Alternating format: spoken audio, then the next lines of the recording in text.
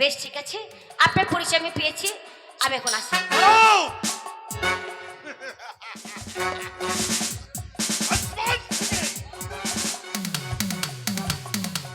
নেমে এসেছে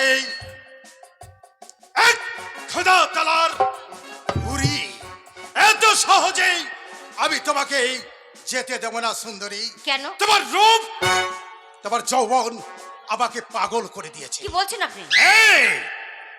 হিন্দু ঔরতরাও যখন আসমানের দিকে তাকায়, আমরা তখন বলুন আনন্দে হাসি।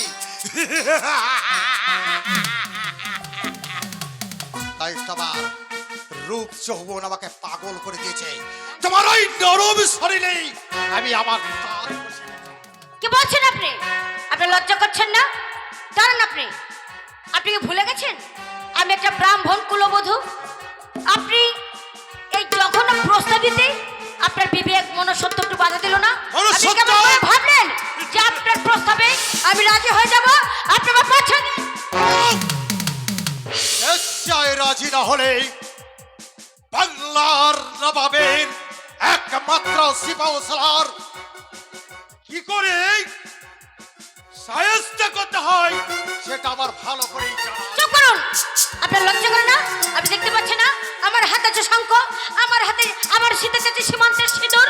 আপনি কেমন করে বলতে পারছেন এসব জঘন্য কথা? আপনার বিবেক করে শুনতে বাধা দিল না? আপনি যদি আমাকে জোর করে আমার কাছে আসার চেষ্টা করেন, আমি লোক ডাকবো, চিৎকার করবো।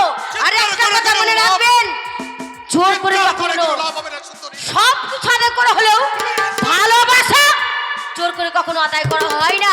আপনি রাস্তা ছেড়ে দিন। সরকারের হাত থেকে কেউ কখনই নিস্তার পাইনি, তুমিও পাবে না। তুমি হিন্দু নারী, তোমাকে আমি কালেমা পড়িয়ে মুসলমান করে দেবো। কে তোমাকে আমি বেগম বানাবো, তোমাকে নিয়ে দেবো বিবি বানাবো।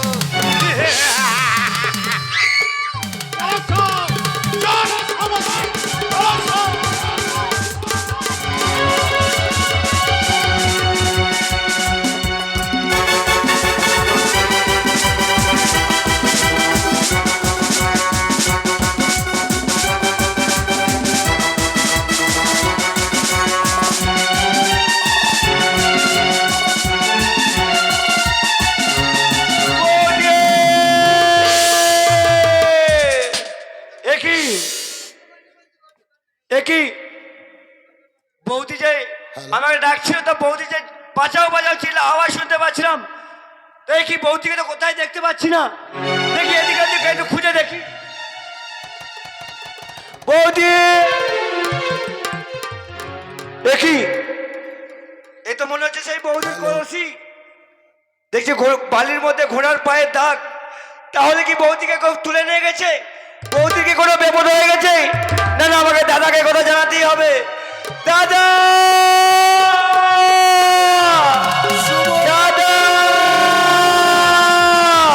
সুমন্ত, দাদা।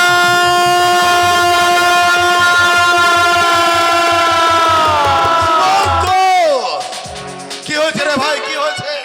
এত বিচলিত দেখাচ্ছে কেন? বল তোর কি হয়েছে? মনে হচ্ছে কলসি যেন আমার বৌদির কলসি। দেখো ওই ঘোড়ার পায়ের দাগ, মনে হচ্ছে আমার বৌদিকে কেউ যেন তুলে নিয়ে গেছে। দাদা, হ্যাঁ, এ তো তোর বৌদির কলসি। এই কলসি দিয়েই তো জল আনতে এসেছিল নদীর ঘাটে। তাহলে তাহলে কি গেল কোথায়? কলস পড়ে আছে, মাটিতে পড়ে আছে ঘোড়ার দাগ। ওরে সুমন্ত, হ্যাঁ দাদা, তবে কি তোর বৌদিকে কোন শয়তান ধরে নিয়ে গেছে?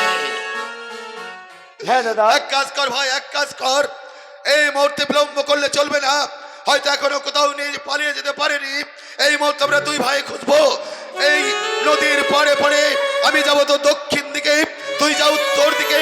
যেমন করে হোক তোর বৌদিকে খুঁজে বার করতে। ঠিক আছে দাদা, তাই হবে। দাদা চলো।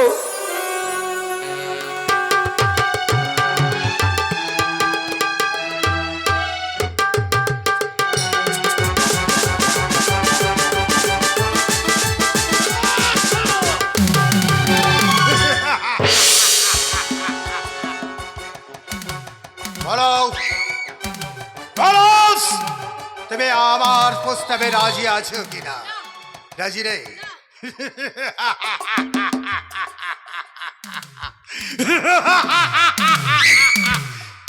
মগর শেষ চায় রাজি না হলে আমি জোর করে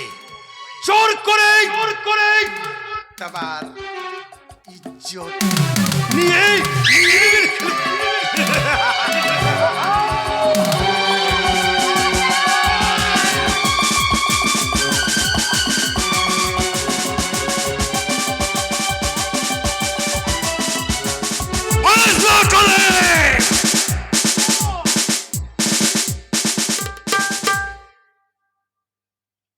খামোশ বেয়াদব! তোমার এত বড় হিম্মত, আমারই মহলে একটা ঔরতকে তুমি বেইজ্জত করছো বেয়াদব! না ছিলাম আমি চণ্ডীগড় গিয়েছিলাম খাজনা আদায় করতে, মগর চণ্ডীগড়ের প্রজারা আপনাকে হেনস্থা করেছে, তাই এই ঔরত আপনাকে পয়সার মারতে চেয়েছিল। খামোশ বেয়াদব! কোন প্রজা যদি বিদ্রোহ করে, আমাকে ইনকারের চোখে দেখে, তুমি আমার দরবারে অভিযোগ জানাতে পারতে। বকুরেই নয়, একটা ঔরতকে তুমি বেইজ্জত করতে। মির্জা কালেব, বড় গুনাহ করেছো। ঔরতের পায়ে ধরে মাফি চেয়ে নাও। জনাব, একটা হিন্দু ঔরতের জন্য আপনি আমাকে এই দরবারে এত অপমান করা আপনার কি ঠিক হবে? মির্জা কালেব! শবে বাংলার নবাব আমি সরফরাজ খান। আমার কাছে হিন্দু মুসলমান আমার পুত্র সম। আমার কাছে কোনো হিন্দু নেই, কোনো মুসলমান নেই, প্রত্যেকেই আমার প্রজা। গুনাহ করেছো, ঔরতের পায়ে ধরে তুমি মাফি চেয়ে নাও। বেশ জনাব, আবার আপনার হুকুম আমাকে মানতেই হবে, তাই আমি আপনার হুকুম মতো এই হিন্দু ঔরতের পা ধরে মাফি চাই। মাফি চেয়ে নাও মির্জা কালেব, মাফি চেয়ে নাও। বলো, ওগো আম্মি জান, আমি বড় গুনাহ করেছি, আমি বড় গুনাহ করেছি, আমাকে মাফি করে দাও। তুমি আমাকে মাফি করে দাও। তফাৎ চাও মির্জা কালেব।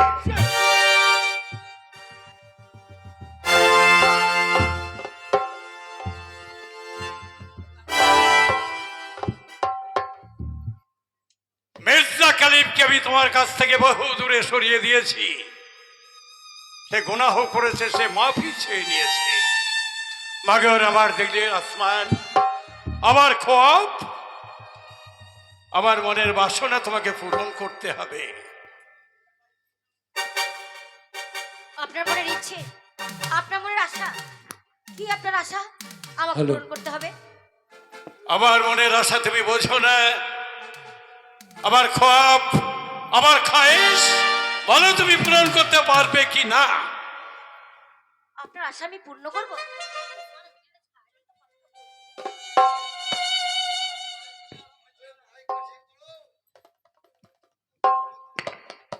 তুমি যদি আমার কথায় রাজি না হও, তাহলে জোর করে আমি কিন্তু আমার খোয়াব, আমার আরমান আমি পূরণ করে নেব। আমি জানি, আমি বুঝতে পেরেছি। মির্জা কালের হাত থেকে আমাকে রক্ষা করেছিলেন, তাই না? নদীর ঘাটে আমাকে যেন আমার দিকেও ঝাঁপিয়ে পড়েছিল, আমার শরীরটাকে ছিঁড়ে ছিঁড়ে খেতে চেয়েছিল, তখন আপনি রক্ষা করেছিলেন। কেন জানেন? আপনার মনের ইচ্ছা পূর্ণ করার জন্য। আজ বুঝতে পেরেছি, সত্যি আপনারা মুসলমান, আপনাদের কোনো ধর্ম নেই। হিন্দু রমণী দেখলেই, হিন্দু কুলবধূ দেখলেই, তাদেরকে আপনাদের দেখলে জিভে জল লাল পড়ে, আর তাদেরকে আপনাদের খেয়ে ছেড়ে খেয়ে কেমন হয়? তাই আপনারা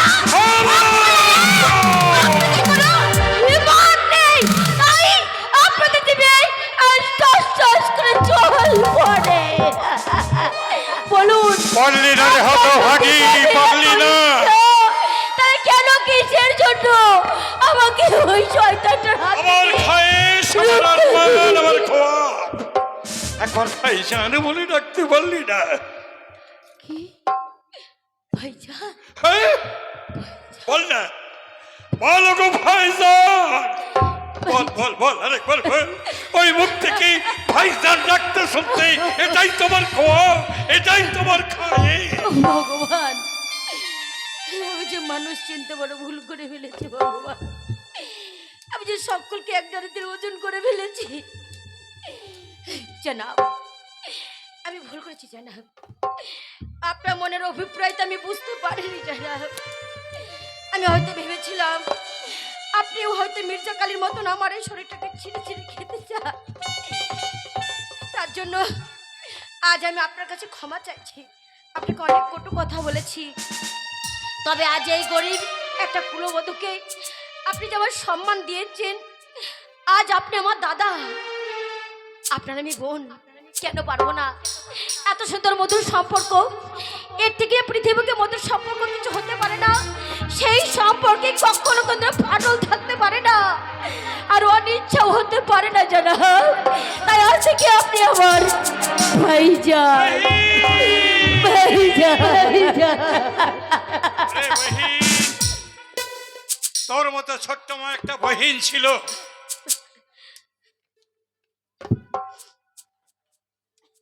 তার নাম ছিল রাবেয়া। আমি বড় তাকে ভালোবাসতাম, প্যার করতাম, মহব্বত করতাম। সেই হতভাগী বহিন কাল রোগে আক্রান্ত হলো। অনেক হেকিম বদ্ধ আমি দেখিয়েছিলাম, মগর আমার বহিনকে আমি বাঁচিয়ে তুলতে পারলাম না। প্রথম যখন তোকে দেখলাম, তোর মুখে রাবিয়ার ছবিটা ভেসে আসছে। রাবিয়া চিৎকার করে বলছে, ওগো ভাইজান। তাই তো বলেছি, তুই আমাকে ভাইজান বল, আমি তোকে বহিন বলে ডাকবো। আর একবার বল ভাইজান। ভাইজান, ভাইজান, আমি এসেছিলাম নদীর ঘাটে জল নিতে। আমার স্বামী, আমার দেওর, আমার পরিবারের লোকজন আমার পথে চেয়ে বসে আছে। তাই তো আমি যে ঘরে ফিরে যেতে চাই। কি বললি?